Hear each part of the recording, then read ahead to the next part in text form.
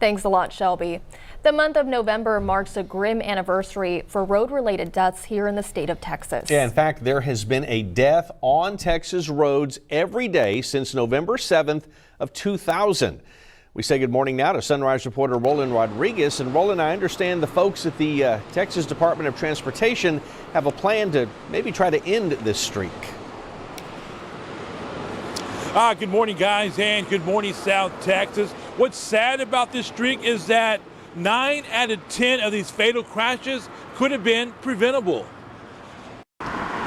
Almost 67,000 lives have been lost due to traffic crashes. Last year alone, more than 3,600 people were killed on Texas roadways.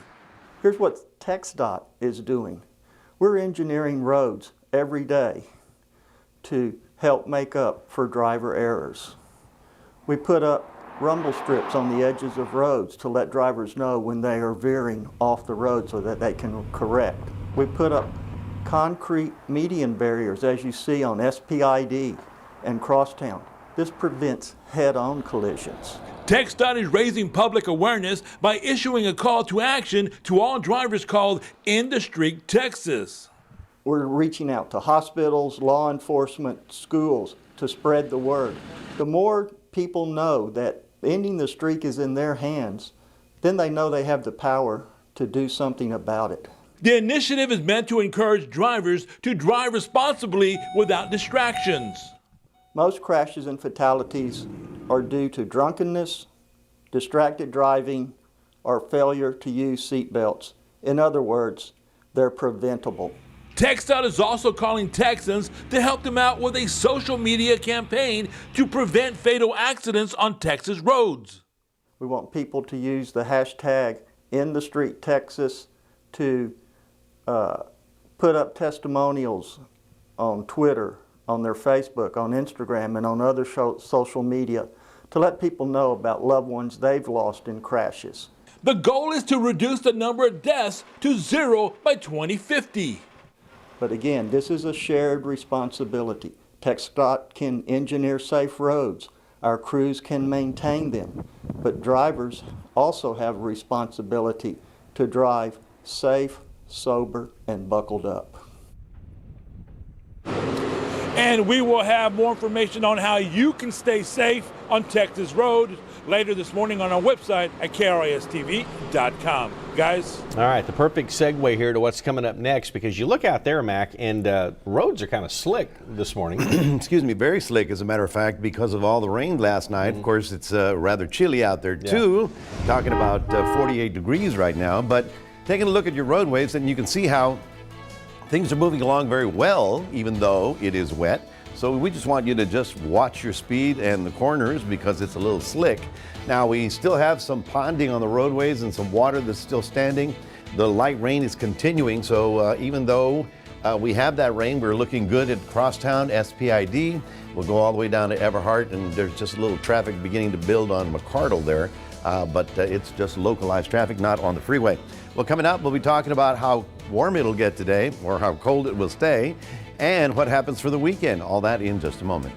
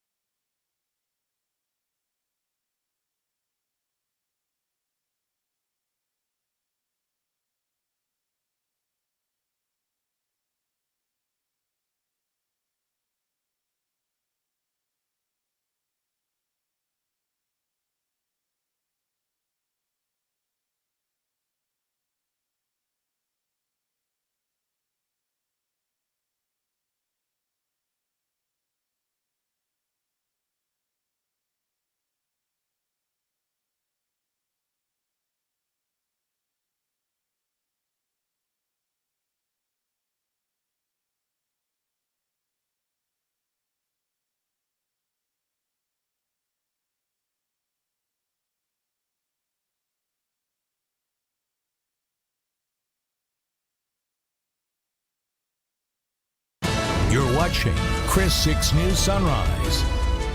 Time now is 6:17, and there is a Veterans Day celebration happening later today over in Robstown.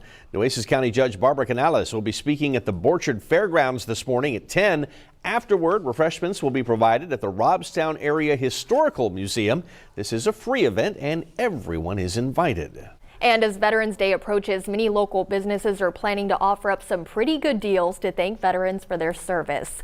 And if you know a veteran and they're looking for a bargain, we have an updated list of several restaurants offering special discounts or free meals. Just go to our website, christv.com, and click on the community button. In other news, Silicon Valley has traditionally been known as the boys' club, but a new study shows that more women are now pursuing careers in tech. Liz McLaughlin has the latest on closing the gender gap.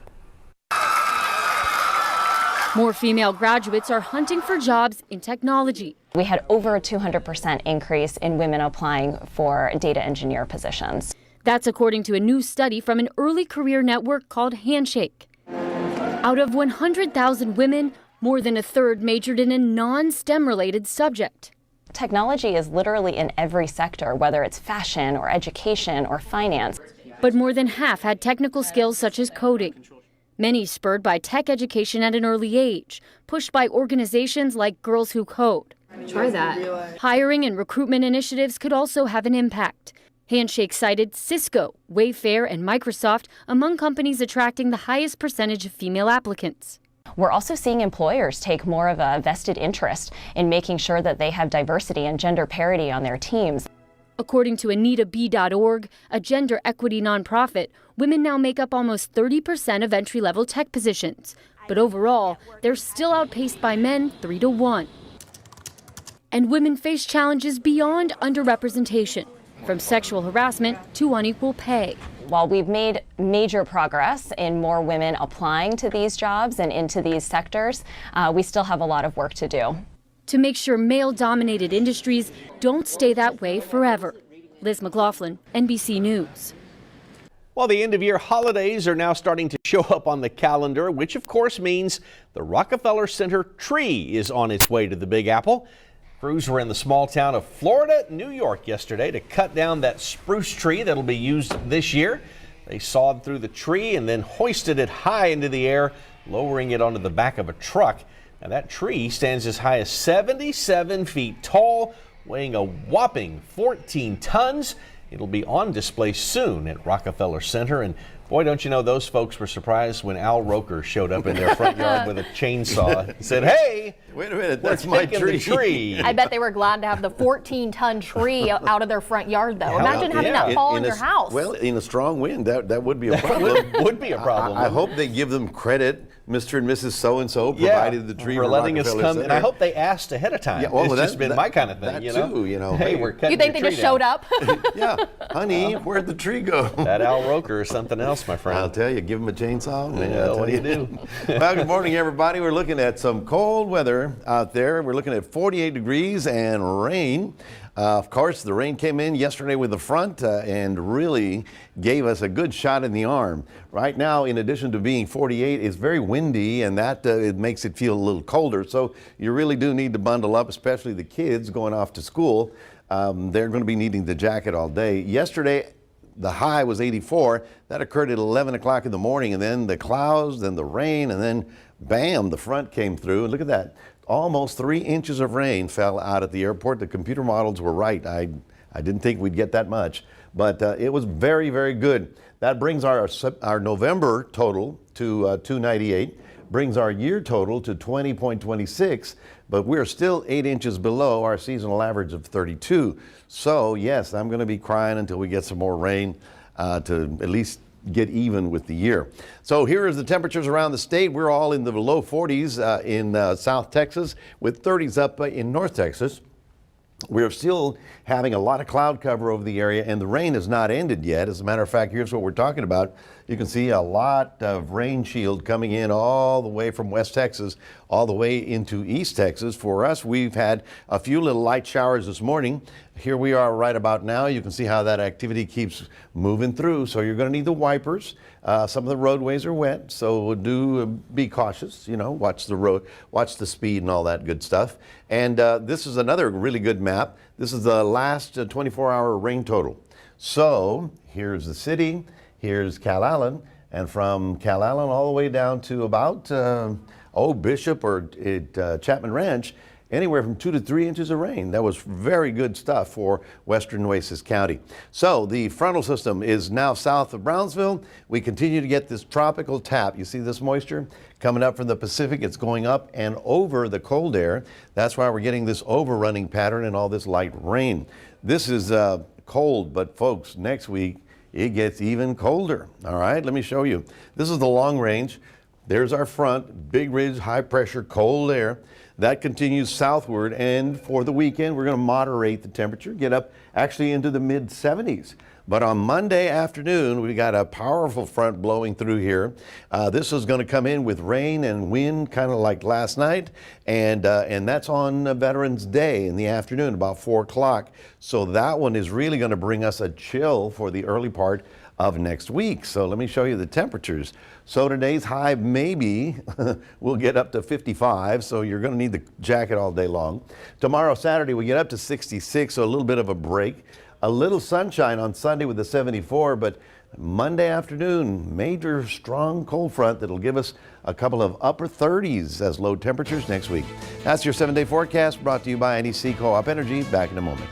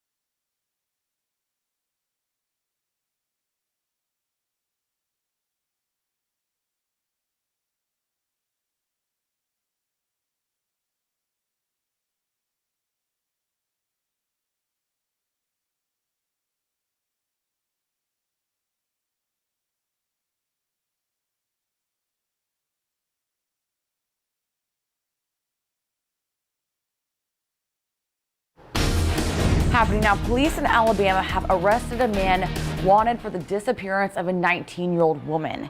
Now, this person you're seeing here is Ibrahim Yazid, and he's wanted and found overnight from authorities and arrested for the first-degree kidnapping.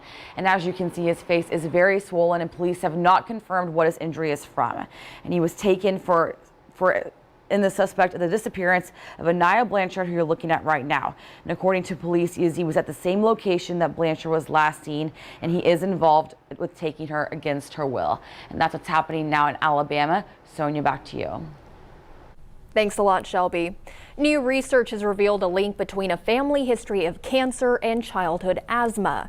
The study included data from over 57,000 children. It showed more than 20% of those with a family history of cancer had been diagnosed with asthma. Experts say parents should notify their child's doctor about any close relatives with cancer. And it turns out nearly 90% of people who think they have a penicillin allergy don't.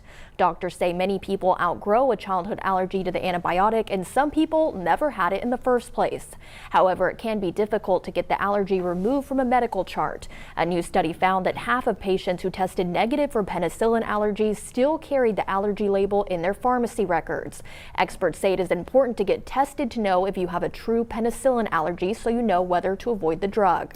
1/3 of younger women in the U.S. have health problems that may cause complications during pregnancy. Researchers reviewed health records from over 700,000 women of reproductive age. Nearly 33% had at least one chronic condition like epilepsy, high blood pressure, or diabetes that could be dangerous during a pregnancy. Less than 8% of those women, however, were using the most effective forms of birth control. Well, it is the season for most of us to roll up our sleeves, gather documents, and pick a health insurance plan. You'll need one for 2020. It is open enrollment time, and here's NBC's Chris Clackham with what that means this year. Whether you get health insurance through your employer, Medicare, Medicaid, or a private plan, it's time to decide what, if anything, you want to change for next year. Every open enrollment period is an opportunity to evaluate both your financial and your healthcare goals. For those buying individual policies on state exchanges, for example, the news is good. Premiums are lower. We actually have new quality ratings for the plans, and there's more choices of plans. The majority of Americans, though, don't buy their own health insurance. Most get it through their employer, and most policies have stabilized in price. Don't skimp on saving for your health, because if something unfortunate does happen and then it impacts your financial goals, pay particular attention to deductibles and copays, and if shopping for a Medicare supplemental plan, ask other recipients for help. Buy a plan according to your doctor takes it, the prices, the network. Make sure you analyze, don't just assume. Don't let the process make you sick. Health insurance can be tricky, even for the experts. Chris Clackham, NBC News. End dates for healthcare enrollment vary depending on your plan and carrier. Well, as you head out the door this morning, we do want to give you a quick look at the roadways. For that, let's go back to Mac. Thank you, Mike. Good morning, everybody. Your traffic brought to you by Sames Ford. The roadways are a little slick from yesterday's rain. We got 3 inches. It was awesome. We needed that. Right now, we're looking at Everhart right there at SPID. No major problems. We're going all the way to Ennis Jocelyn. And we'll go all the way to Flower Bluff to see what's going on, and everything's moving well. But watch your speed, because all the roadways are still wet, and we're still getting light rain out there. It should let up a little bit, and we'll be talking about your weekend coming up in a moment. So stay tuned. We'll be right back for more.